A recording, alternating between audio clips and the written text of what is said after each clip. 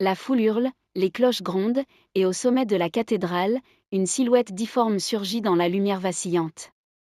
Son visage fait peur, son corps est brisé, mais dans ses bras, il serre quelque chose ou quelqu'un avec une tendresse presque irréelle. En bas, la ville de Paris retient son souffle. Quelque chose d'irréversible est en train de se jouer.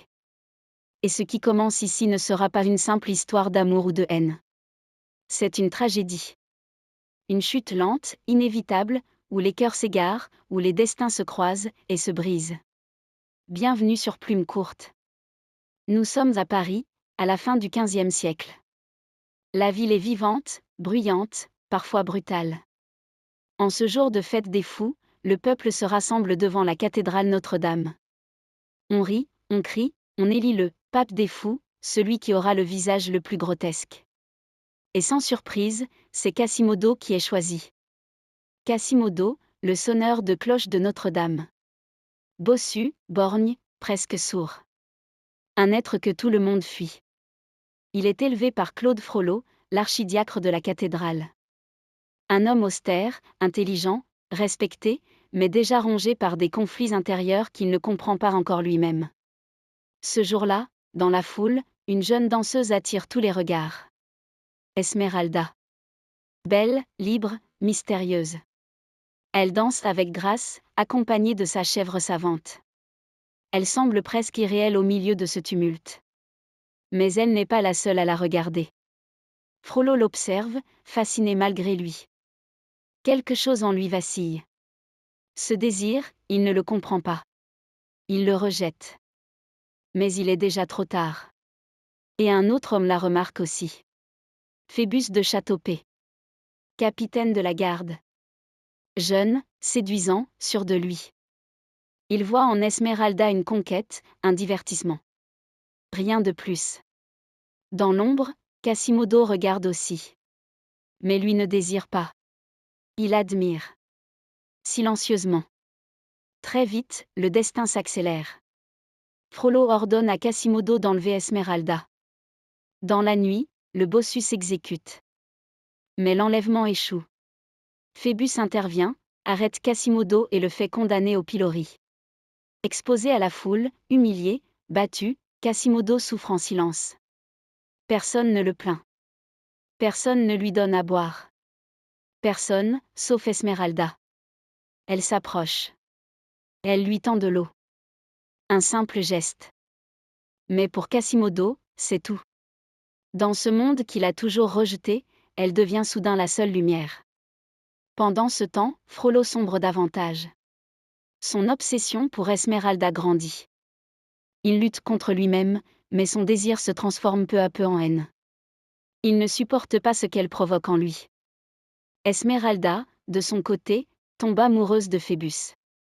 Elle le voit comme un chevalier, un sauveur. Elle ignore sa légèreté, son manque de sincérité. Un soir, ils se retrouvent en secret. Mais dans l'ombre, Frollo les observe. Et soudain, il frappe. Phébus s'effondre, poignardé. Esmeralda est arrêtée. Accusée de meurtre. Elle est innocente.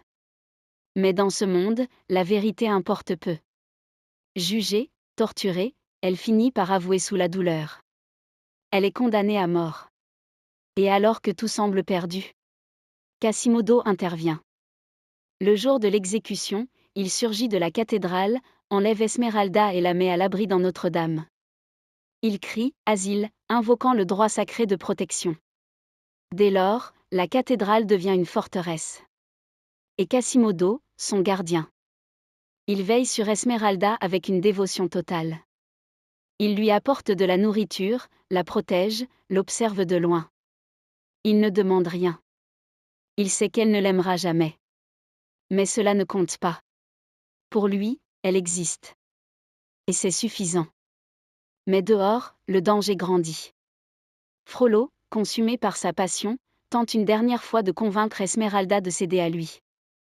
Il lui promet la vie en échange de son amour. Elle refuse. Alors il choisit la destruction. Il livre Esmeralda à son destin. Pendant ce temps, les truands de la cour des miracles, croyant qu'elle est en danger, attaquent Notre-Dame pour la libérer. Mais Quasimodo, pensant qu'ils viennent pour lui faire du mal, défend la cathédrale avec une violence terrible. Il repousse tout le monde.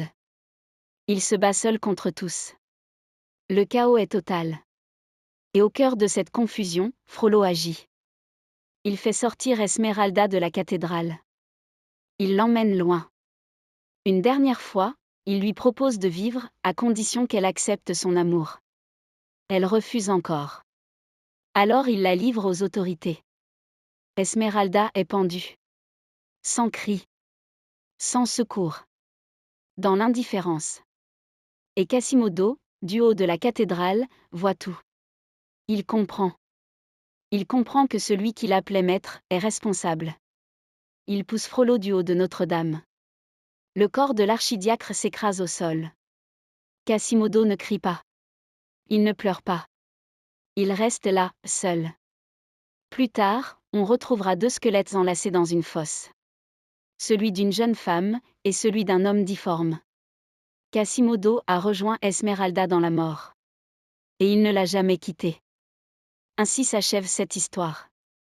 Une histoire d'amour impossible, de désir destructeur, et de solitude profonde. Une histoire où la beauté attire, où la laideur est rejetée, mais où, au fond, le cœur le plus pur n'est pas celui que l'on croit.